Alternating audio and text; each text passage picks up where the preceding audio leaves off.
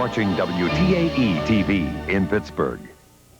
You're in the hospital, you're at your very most vulnerable moments, and you suspect that maybe the doctor or the nurse treating you is having a drug problem, is having an alcohol problem, might be doing it while they're on the job.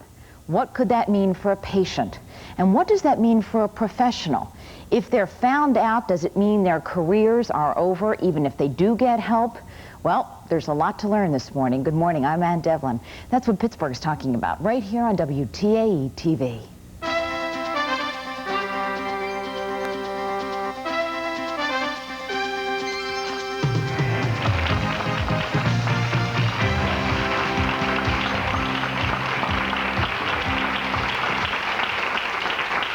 I mean, is this your definition of a patient nightmare? The last thing you want to be thinking about, if your life is in someone else's hands, if the medical professionals around you are making absolutely crucial decisions in your care, you do not want to think that maybe they have an addiction problem, that maybe they're taking the same drugs you are, that maybe they have bolstered themselves up by drinking a fifth of whiskey.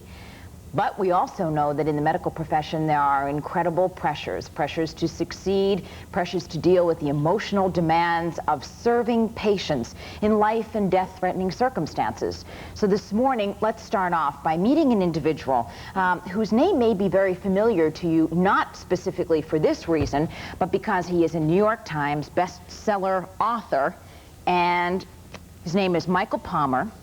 His latest book is Extreme Measures, a Novel of Medical Suspense. This is his fourth novel. He writes for therapy, though he is back on the job practicing after having recovered from an amazing personal tragedy that he has come to tell us about. Dr. Michael Palmer, we welcome you to Pittsburgh's Talking this morning. Thank you. You were one big success story. Well, like many doctors, I started off with wonderful family, a lot of expectations, but something was wrong inside me from the earliest days where I was kind of uncomfortable about myself and a people pleaser, you know, trying to always get the trophies or the awards on the wall and the pieces of paper. But my life was great, and I graduated with, you know, honors from undergraduate school and with honors from medical school. But first to be accepted to medical school. For my class, right? You put together an amazingly successful medical career and a marriage, yep, and a family, all in short order. I got married when I was 20, but somewhere around that age, I also had my first drink. I never drank in college for whatever reason. I was working too hard, probably, and I was an athlete in school. But something did happen the minute that I started drinking.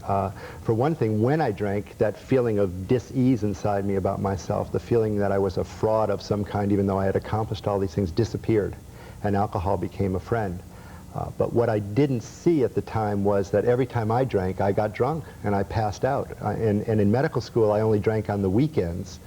But every time I did it, I ended up being the one on the floor. And I thought of myself as this hard-working, hard-driving, hard-drinking son of a gun, but the reality was I was someone in the early stages of a fatal disease. I didn't see it, though. Not only were you so good at your job in practicing medicine, you actually garnered extreme national publicity, favorable publicity, mm-hmm, because you founded a free clinic. I did. You were at the forefront of a public health movement. But like, all that is true, but like so many alcoholics, I was a huge success on the outside world, but on the inside world, my marriage was coming unglued. I wasn't spending enough time at home. I was out running around for more and more publicity, more and more, you know, the president would call me to ask me advice about, I was actually looked on as an expert on drugs. I had a television show to educate the kids of the city I was living in about the dangers of drugs. And meanwhile, I was drinking more and more and feeling more and more inadequate. And no matter how much I did, I couldn't make myself feel better inside, and it was a terrible time of life for me. At one point, I remember eating to balloon up to about 240 pounds. I weigh about 190 pounds right now, to kind of show the world, hey, wait a minute, I'm not what you think I am. I'm a fraud. I'm a terrible person because I have no spirit inside me. But people kept putting me on television and putting me in the newspapers and the magazines, and my life kept going up and up. When did it cross over from weekend drinking, weekend binge drinking, to taking drugs at work? It's virtually impossible to be a doctor and to drink on a daily basis and not get discovered very early, because alcohol smells, and you reek of it. Sooner or later it comes out of the pores of your skin. But somewhere around, I would say 6 or 7 years before I had my last mood-altering chemical, I had a knee operation and was given narcotic pain medicine, much as other people have gotten from a physician, and started to take that and suddenly realized, oh my God, this is a much easier way to change my mood than drinking. And I began to just with denial to say, well, I've got this pain, so I'll take this pill. I'm tired, so I'll take something to pep me up. Okay, so the people probably want to know, how does, and it seems like a silly question, because how does a doctor get drugs? A doctor is around drugs all the time, but we would think that there would be some measure of accountability, that somebody's counting out those pills and saying, whoops, one's missing, and suspect a doctor or a nurse who's in that environment. It actually used to be a lot easier than it is now. Finally, drug enforcement authorities and medical societies are starting to realize that this is a problem in the medical profession, and are starting to watch what doctors do. For instance, when I obtained drugs, and again, it's been 12... How would you do it? Well, it's been 12 years now since I had a mood-altering substance. A lot has happened, but when I did it, I would write prescriptions for people who didn't exist and fill them myself. That's a way doctors do that now sometimes if they need to obtain a mood-altering substance. Sooner or later that catches up with you, because all that happens is the pills are gone and then you have to do it again. It's like, so many other problems like that. So the first time you sat down, picked up your own prescription pad and made up a name, did you think, uh-oh, this is trouble? No, I'm off the deep end. What we're talking about is really a disease that tells you you're okay. It's a disease of denial. And I don't know what to say beyond that, except that I always thought I was under control, and I always thought I could stop anytime I wanted to, and I always had a reason for taking whatever substances I took. But the reality was that I was crumbling inside, and my life began to unravel. Gradually I took to writing because I couldn't talk to people anymore towards the end. All I would do was go to work, I'd come home and immediately start calling my patients and say, are you, how's your day, are you okay, did I, the medicine work that I gave you, and they loved that. They thought it was wonderful, but the reality was that I was in the death throes of my disease. It was getting worse and worse for me, and so my writing actually sort of got better, because I was writing with more and more pain, and I was writing more and more feelings down because I couldn't express them to anybody else. It was a terrible time. Your medical career became erratic. You ended up reaching the point where you became one of the doctors in one of those mall facilities, right. Mall medical facilities. You finally got caught when? Well, first it became erratic because I was blaming people, places, and things for the problems that were internal to me. I actually was hospitalized voluntarily at one point I thought for taking these pills, but the doctors who took care of me treated me with deference because I was a physician, and said, look, your life is a mess, no wonder you're taking these chemicals. And I bought into that. I said, that must be it. I'm a depressive person, and that's why I take these chemicals. And it wasn't until I entered into recovery that I realized that my life was a mess because I was drinking and because I was taking chemicals. So, I mean, like, how bad did it get? Oh, it got pretty bad. Well, I mean, tell me. At one point, at the end, I was called into my boss's office. At that time, I was working in a big hospital emergency ward and was doing great. I'd never missed a moment of work. The nurses loved me, the patients loved me, but he called me in, showed me a little wad of prescriptions that I had written for people that didn't exist, and said I was a terrible person, and an immoral person and a bad person, and fired me. And I bought into that too, because I didn't understand that what I really was a sick person who just needed to have the tools, the keys to get well. And so were you taking drugs and treating patients at the same time? No, most of my drug taking took place at night, and it sounds, I would say that there's never been a complaint against me, certainly, that I was not all there when I was talking to somebody or doing my job, and certainly never a complaint that I didn't do well. I was the chief of medicine at my hospital. So all I can say is most of the time I wasn't at work, I was certainly taking mood-altering substances, and whether they were in my bloodstream at the time I was working is not even worth thinking about 12 years later. The deal is that it's wrong to do it, no matter what, especially for a doctor, but for anybody it's wrong to be taking these substances. And how prevalent is this? In the medical profession? I mean, what do patients and would-be patients need to know or understand? Let me just finish the question that I didn't get to the end of after that, getting fired. What happened to me then was that I drove to New York. I said goodbye to friends. I drove to a motel in Connecticut. I poured out enough pills on the bed to kill 20 people, and I sat there all night trying to believe that my life was going to end when it had had so much promise and so much success. And through what I know now is the grace of God, I made it through that night. And the next day, I was confronted by a group of doctors with the same kind of problems that I had. And what they said basically to me was, hey, wait a minute. Just because you're a doctor doesn't mean you don't have the right to be sick. You have the right to be sick, but what you also have is the right to get well. You want to see how to do it. And they, taught me how they had gotten well, and I followed what they did. And, now it's 12 years later, and I'm the chairman of the state committee that helps doctors with drug and alcohol problems in Massachusetts. And, I have my 4th novel out now, and the other 3 have done so well. And this one looks like it's been optioned by a film, by Rob Reiner for a film. And my life is now in a wonderful space. But there are many, many, many doctors that are suffering from the same kind of problems who aren't seeking help because they're frightened of the stigma in their profession, the stigma in their personal lives, and who don't realize that they don't have to be God. They just have to be themselves. The general public, the estimate is about 10% of people have a substance abuse problem, either alcohol or drugs. Well, there's no reason, if what I say is true, if doctors are just people who happen to be able to stay in school longer than other people, which is just about what I believe. Well, let's say the incidence is 10% in my profession as well. It may be a little higher, it may be a little lower, but that's a lot of people that are in trouble. Stand by. Let's take a break here, and when we come back, you're going to hear from a local woman. She was a very successful nurse. She had a very big drug problem. An amazing story. When we come right back.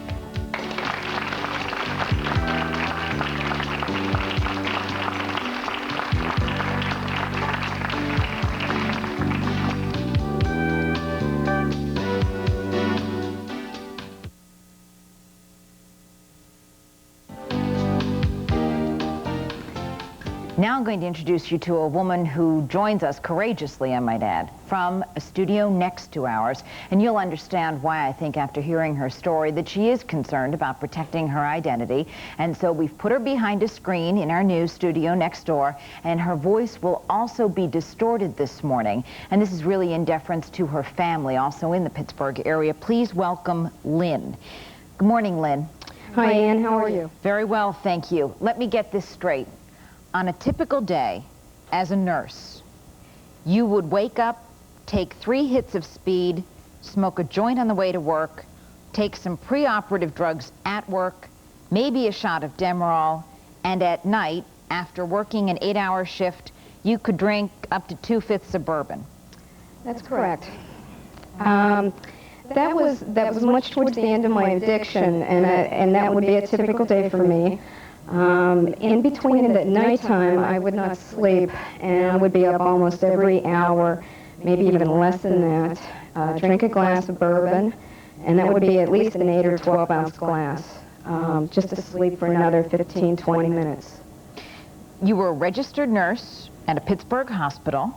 Still are, right? Yes, I am. Yeah. You're also now a member of NOC, Nurses Off Chemicals, correct? That's correct. NOC is an organization that has supported nurses in the Pittsburgh area in their recovery, and I would like to recognize them as part of my main recovery. We understand that and certainly appreciate that. We want to hear more a little bit later about how the laws treat doctors and nurses in Pennsylvania if they have an addiction problem. But can we establish a little bit more of your personal story? You started drinking when? 15 was the first time that I ever took a drink. There was no alcoholism in my family. There's no reason that I can understand why I became an alcoholic or an addict. But what I do understand is that I have a disease, and it progressed very slowly in the beginning. What alcohol did for me is I never liked the taste of it from the very time first time I tasted it. But what it did for me was it made me become someone that I wasn't. It helped me feel secure. and my personality. I was overweight, and by being overweight, it gave me courage that I didn't have. And it progressed at testing out with some marijuana, some speed, going into college.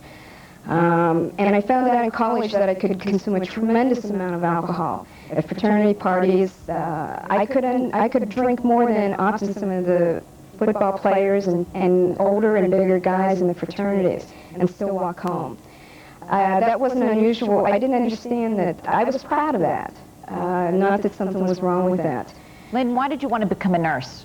Well, it was from very young that I wanted to become a nurse. I don't think that it has any direct relationship with my using drugs. It was just something that was when I was very little that I believed that I wanted to grow up to be. It was a respectable profession, and everyone looked up to nurses at that point, and that was what I wanted. I wanted respect. Did you read the Cherry Ames books, too? Yes, I did. Yeah, see, there you go. A kid from the 60s, right? Yes. Let me ask you, when was the first time you looked at a patient's drugs and said, I think I'll have some of those? Yeah, the first time, I thought I was a Florence Nightingale student and didn't believe in taking even Tylenol from a patient or while on the unit. But my first week on orientation as a registered nurse, I remember seeing a nurse who had been there for 6 years, and she took a Darvocet, which is a controlled substance today, and she took it for cramps, and it was in front of the nursing station, and no one said anything to her. And somehow I got the idea that that was part of a gift, something that I earned as being an employee of that hospital. And that's addictive thinking. And I thought I deserved it. And I remember trying, if I had a hangover, I would take not one Darvocet, but I would take 3. And that's addictive thinking. And there's a good chance if you ask people, or if they're honest with themselves, they will admit that they don't take 1 aspirin for a headache or 2. Oftentimes they take 3, thinking that it'll do that much better. Okay, Lynn, I hate to interrupt you, Yes. but I understand that while I hear you very well, I think we might be having a little bit of audio difficulty. So let us take a break here, regroup technically. We're coming right back with Lynn's story. And thank you again, Lynn, for your courage this morning. Back in just a moment.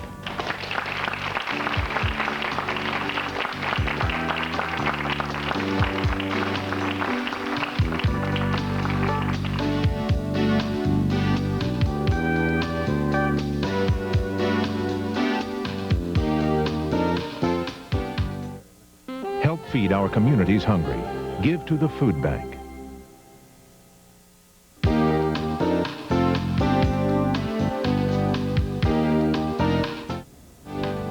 Glad you're back with us. We pick up with Lynn, who is a registered nurse in the Pittsburgh area, who's talking about how she got hooked on drugs and was also drinking large quantities of alcohol while she was on the job. The alcohol in the evening, the drugs during the day.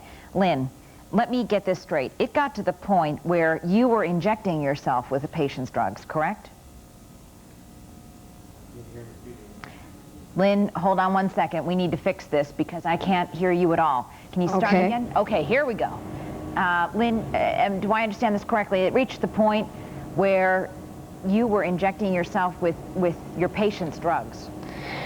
That's right. In fact, so much so I understand that you actually put in one of those, what do they call it, those contraptions in your They're arm? called heparin locks, and that's when you have automatic access to a vein. And people who get IV antibiotics, that you put the IV antibiotics in and out so that there's direct access, and that it wouldn't cause track marks.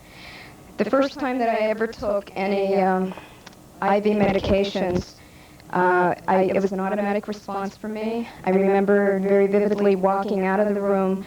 The patient had said, after I prepared a syringe with Demerol in it, the patient said that they would like to try the pain pills rather than the shot. And I remembered walking down the hall with the syringe in my pocket, and something went off in my head that said, well, if you tried this medication, it would make you a better nurse if you knew what to tell your patients. And that was what my head told me. And if anyone would have said in nursing school or when I became a nurse that I would have ever done anything like this, I would have said they were crazy. But I did, and I went directly after report that day, after working 8 hours. I went into the bathroom. I took the syringe with the demo in it, and I sat there for what seemed like hours till someone knocked on the door, the bathroom door, and I injected myself in the leg. I immediately ran home to find out what that drug was going to do for me. And what it did was made me relax, and I swore in my mind I would never, ever do this again. And what happened is that I did it again, and it was with a different substance. And I did it again, then it was twice a week, 3 times a week, and I still didn't think I had a problem with this. I thought that it was something I deserved. I was burnt out, I needed to relax, and that's exactly what it did for me. Do I have this straight from reading your story, that in fact, if you didn't like a patient, you'd give them sugar water? I'm sorry, I'm having difficulty hearing. Lynn, can I try this again? Okay. You okay? Yes, I've got it now. Do I have this straight from your story that if you did not like a patient, you'd give them sugar water and take their drugs? And that's where my addiction took me. That if I didn't like that patient, I would give them half of the medication they were required, or I would give them sterile water. And I didn't have any conscience about it at that time. Let me ask you, aside from conscience, probably the burning question in most people's minds would be, weren't you afraid that you'd kill someone? That with the nurse being on drugs, as you're making life or death decisions, calculating medications, treating patients, that under the influence, you could have done something that would have either harmed or perhaps killed a patient. And I didn't even think about that at the time, and that's what the disease does to you. I had no qualms about what I was doing at the time until one day, and this was 1 month before an intervention was done on me at the hospital. I hit a bottom, and the first time in 2 years I realized, and I injected drugs for 2 years, that something was very wrong with me, and it had something to do with the drugs. I took all the multiple trauma patients, and this gentleman was a 21-year-old who was multiple trauma, and almost every bone in his body had been broken, and he was the one on the most medications, pain medications on the floor. I remember cleaning him up and taking care of him and going into his bathroom and injecting his pain medications into me. And I walked out, and he had a trach in, and he couldn't talk at that time. And he wrote on one of those little sketch pads that you lift up and erase that children have. And he wrote on there, and it was so profound to me at that point. He wrote, "You was a good girl." And at that minute, I walked out of the room, and I knew that something was very wrong with me, and it had something to do with the drugs. And I swore that I would never, ever take another patient's drug. And 10 minutes later, I had a needle back in my arm, and I couldn't understand why. Who finally caught you? The hospital where I worked, fortunate for them, much like Michael, I had planned suicide a week before they had done an intervention on me. And I took all the pills and everything I could, and bourbon, and I woke up 3 days later. And I couldn't even do that right. I didn't care what I looked like. My charting was poor, and my director of nursing supervisors met me at the time clock one evening when I was punching in and told me not to bother punching in, that they needed to talk to me. And they took me down to the office, and they did one of the very first correct interventions that was ever done in Western Pennsylvania. They had documentation of everything for the last 6 months. The things that I've done, blood spots maybe on my uniform, and I was afraid to admit that I did drugs. So I just admitted to how much I was drinking, and what they did was get me help and send me to a 38 or 31-day rehab program. You have been clean 7 years, correct? Yes, I have. I just want to establish this. I know there's a lot more to tell about what happened after you started trying to get clean. We'll get to that in a moment. Let's involve some other folks here, but I just wanted to establish how long you have been clean, because I think people are in shock after hearing your story. And let's establish a track record of success for you. Judy from Washington, Pennsylvania, good morning to you. Good morning, Ann. I wanted to say that I've been a nurse for about 15 years in the Pittsburgh area. And after hearing Lynn's story, I could tell you so many other coworkers I know that are probably on the brink that Lynn was on. This is a very prevalent problem. Even today? Yes, it is. And I think it's getting worse. Is it that the drugs, I mean, are just so plentiful and nobody's counting that this stuff can disappear and nobody notices? A lot of the drugs are common, but a lot are not also. A lot are readily available. I mean, the other question that I have is, I mean, is there like some secret understanding with medical staffs that if there's a little missing, you don't report it? Yes, that's true. That is true? There are a lot of pills like Darvocet or sleeping pills, which in my place of employment are just available in the patient's box. And sometimes there are discrepancies. Pharmacy may forget to fill a certain drug. So if you would call them and just say, well, you know, the sleeping pill's not in the box tonight, they'll just send you another one down. So let me just get this straight, though. What you're saying is that everybody just kind of winks? Well, Nobody presses this? I have more comments to make. I think sometimes that the medical profession is placed in an exalted position where people think, well, you took these vows and you're saving lives, and I think there's just been very little support from hospital administrators and very little support from the public understanding that sometimes you are burnt out. Sometimes you've changed shifts 3 times in 1 week. Sometimes you've put in 20, 30 hours of overtime a week because you had to. And I think there's been very little support for people in the medical profession. Everybody puts them in these pedestals and just think they're beyond reproach. Well, we're not. And you're suggesting that's why people in the medical profession, in order to run from that, to escape, would try to find release in drugs? Yes, I think very much so. That's true. Do you ever try it? No, I never did. So what's the difference between you and those who do?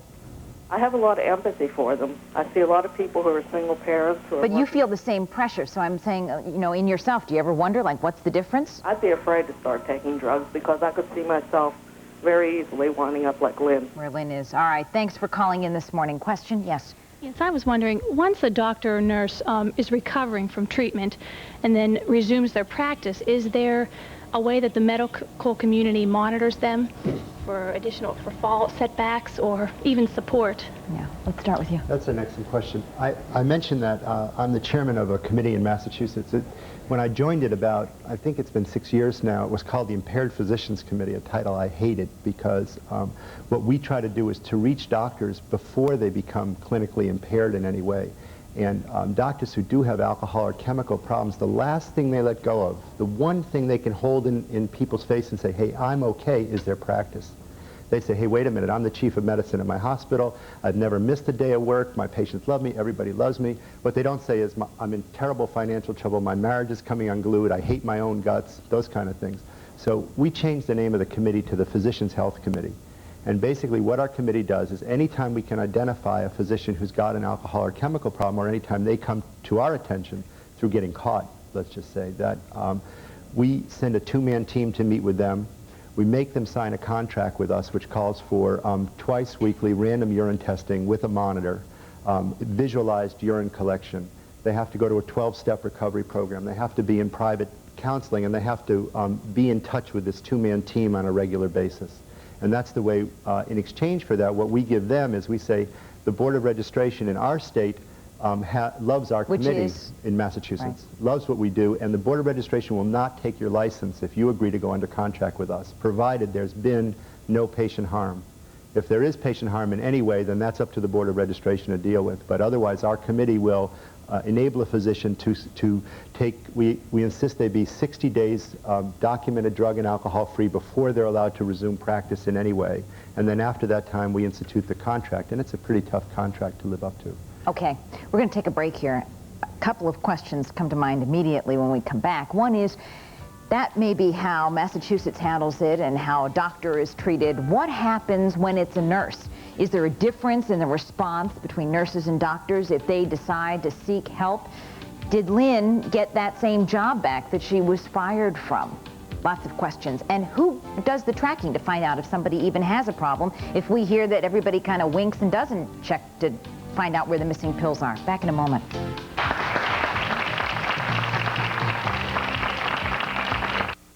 Back to the business of this morning. Let me make another introduction here.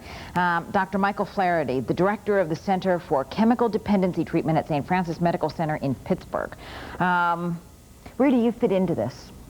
Well, of course, on the treatment perspective, and I am one of the co-founders of a local organization called the Physicians Education Network and Nurses Education Networks, which are support and documentation and therapy programs for recovering doctors and nurses here in Western Pennsylvania. How prevalent is this problem? As the caller suggested before, not only is it happening, and happening a lot, but she suggests that not a lot of people seem to be concerned about helping these people. Everybody just kind of winks and goes on with their own business, doesn't ask questions. Is that the way it's happening?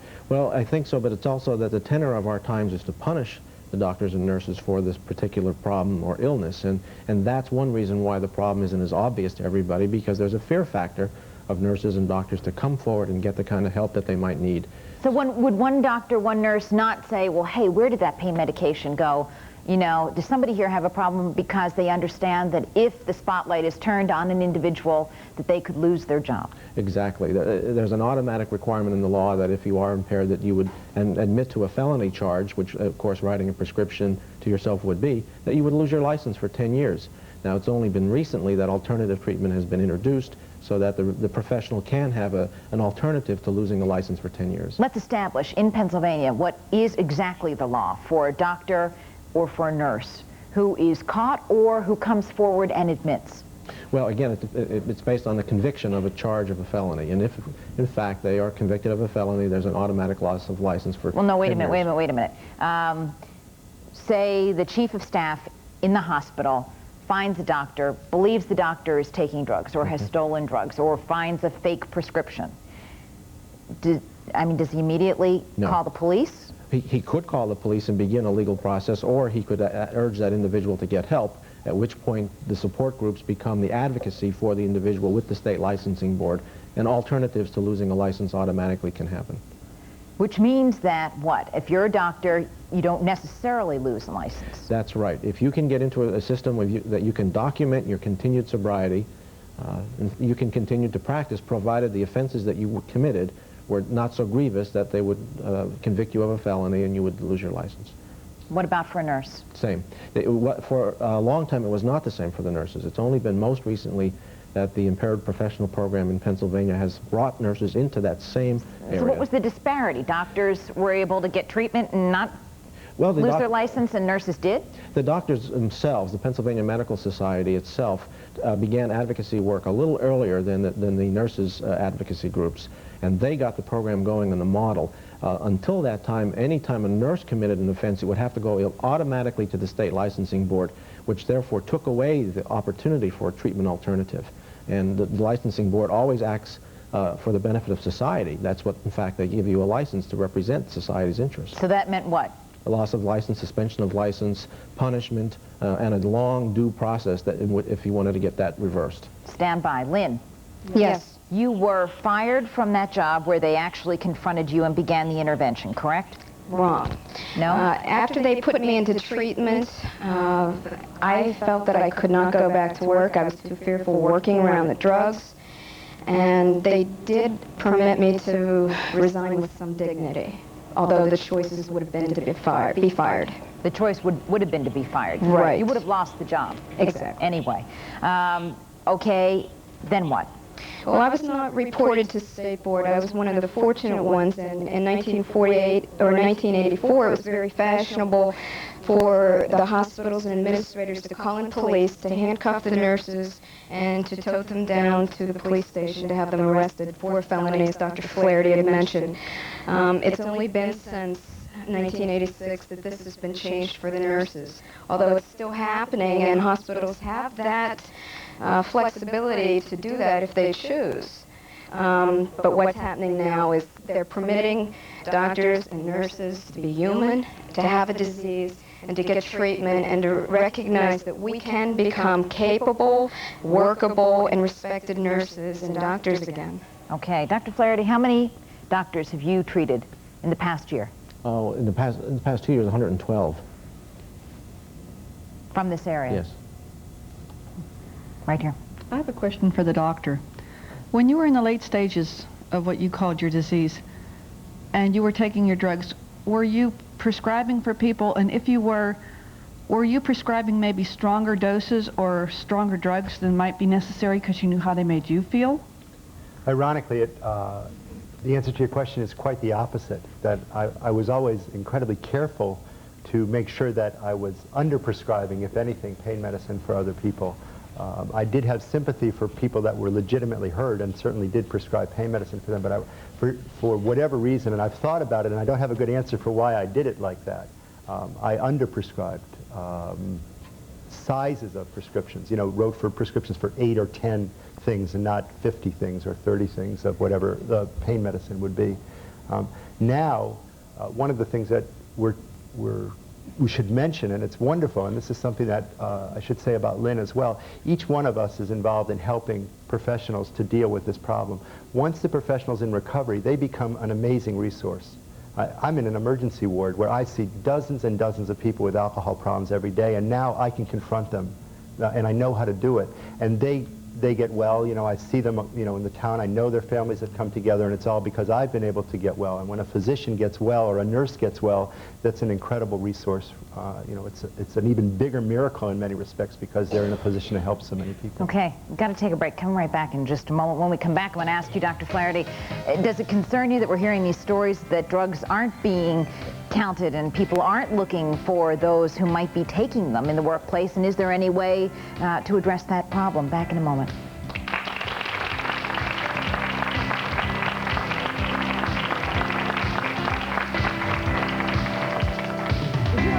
Our studio audience, well, it's real easy. All you have to do is give us a call at 244-4447 to reserve your free tickets. That's 244-4447. If you'd like to join us here at Pittsburgh's Talking, call now.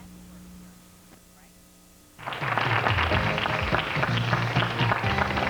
right. Dr. Flaherty, problematic to you that apparently there is a situation where drugs are going uncounted and medical personnel are unchecked? You say you treated how many people? Well, total 112 physicians and nurses, 60 physicians and 52 nurses in the last 2 years. Do you think the laws need to be changed in Pennsylvania? No, I think that the laws are fine. I think that the hospitals are managing these medication problems and diversion problems more carefully now, and instead of saying to a recovering nurse or an impaired nurse, just resign and go somewhere else, they're really trying to say, get help and come back to us. That's an important change. Yet you say the fear factor is very high, even in trying to get a doctor who's in recovery to come and sit in this television studio this morning and talk about it. Absolutely. We had a very difficult time trying to get a recovering physician to come today because of the fear factor that they could be identified and their position jeopardized in our community. Right now, there's a high fear factor. So aren't we glad that Dr. Palmer has a book out and is taking his life story on the road. Jenny from Carrick, good morning. Good morning. I just got out of St. Francis November 30th. I was in rehab, and I know Dr. Flaherty pretty well. I just wanted to say to Lynn and to all of you, it's a very difficult situation, and I never realized how bad this disease can get you. My parents died when I was young, 9 months apart. I was 11 years old, lived in Buffalo, and just last Friday, a very good friend of mine took me to the cemetery. And ever since then, everything has been really beautiful. I love my life, and I just want to thank you all very, very much. Thank you for calling in. Question right here. To the doctor, do you think that you said you went 20 years and you never drank, then your first drink, do you think that was the beginning? Yes. Do you think you have that personality? Well, the AMA recognizes alcoholism as a disease. I believe there's a psychological predisposition to a lot of problems like overeating, promiscuity, overworking, gambling, alcoholism. That's the same. I call it a spiritual bankruptcy. But there's a genetic disposition. Once you try alcohol to fill that spiritual void, then the alcohol takes over your life, much as what Lynn and I have described. Question right here. I have more of a comment than a question. Being in the medical profession, people say that we should know better than to get involved in this. And I think Dr. Palmer alluded to the fact that the medical profession is a microcosm of society, and we should be treated that way. Like you said, we are people. We're part of the general public, and this is terrifying to the general public. I think, you know, that the deadline is long past to implement some kind of education to alert the whole community to the perils of these things. The second point is, you say that the drugs are more available to doctors. I'm sure Dexter Manley and people like that had no trouble getting drugs. When they admit they have a problem, they're exalted for coming out and seeking help. The third point is, we're in charge of people's well-being. All I can say to that is, thank God we caught the only 4 Northwest Airline flight crew members who abuse alcohol and substances. You know, it's not just medicine, and I don't think this should be allowed to stultify the medical profession. It has to be considered as a problem of the whole, actually the whole country, and it should be confronted that way. When you see these numbers of impaired physicians and nurses, you can just imagine what our society would be like without those people in practice. And the other thing we can tell you is that at least we know that most of those people today are sober and clean, so if they're your doctor, we could probably attest that they are sober and clean. All right, Terry from Braddock, good morning to you. Hi. I was calling because my father's a patient in a hospital in Pittsburgh, and while I was visiting him the other day, I overheard 2 nurses talking in one of the lounges about going outside on their lunch break to smoke pot. And I just didn't know what to say. I mean, my father's in critical condition, and to think that these kind of people are taking care of my father when his life depends on them. Terry, stay on the line. What should she do, Dr. Flaherty? Well, I would recommend that she write a letter to the hospital administrator and documenting that. Well, I mean, hold on, though. Her father's in critical condition. These nurses are in intensive care? Yes. Well, she's got to do something quickly about her father and go to the head nurse, but to get action, she's going to have to put something in writing, too, to back that up so that there's a formal document on which the hospital must respond. She can also call the Nurses Education Network or the Board of Occupational Affairs in Harrisburg, and that's a longer process, though. Okay. Very quickly. I have a question. As far as for Dr. Flaherty, for Pennsylvania, doctors who are recovering, and let's say that they were brought in because they were writing false prescriptions, what's the follow-up? I know of one state that if a doctor has had his license suspended and then he has to write out prescriptions later on, he has to have another doctor also sign the prescription. Is that? That's often a common practice. Many times a doctor will forfeit his privilege or lose his privilege to write a certain level of prescriptions. But that doesn't mean he still can't practice medicine, and certainly not under the supervision of another physician. And Lynn? Well, I need to add just 2 things. The prevalence of nursing for the United States, we're 15% of nurses are addicted to drugs and or alcohol. That means if that holds true for the United States in 1987, 1 out of 10 nurses is addicted to drugs and or alcohol. And as far as that nurse, it's like Dr. Flaherty said, it's immediate action that needs to be taken.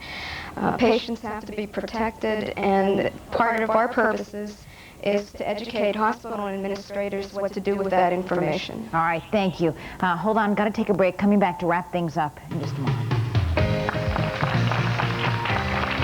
Very special thanks to the McKnight Women's Club and the Pitt School of Medicine being represented this morning here. Lynn, last question to you very quickly. What are you doing now, and how are you helping other nurses? And as I said, I represent North Nurses Off Chemicals here.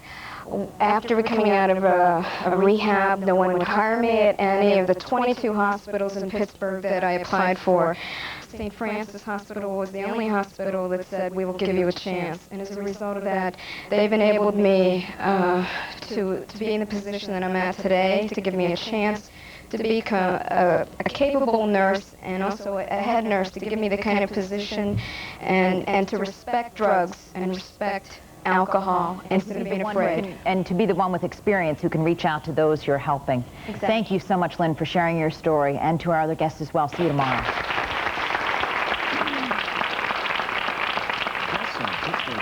Stay at the beautiful, newly renovated Hyatt Pittsburgh.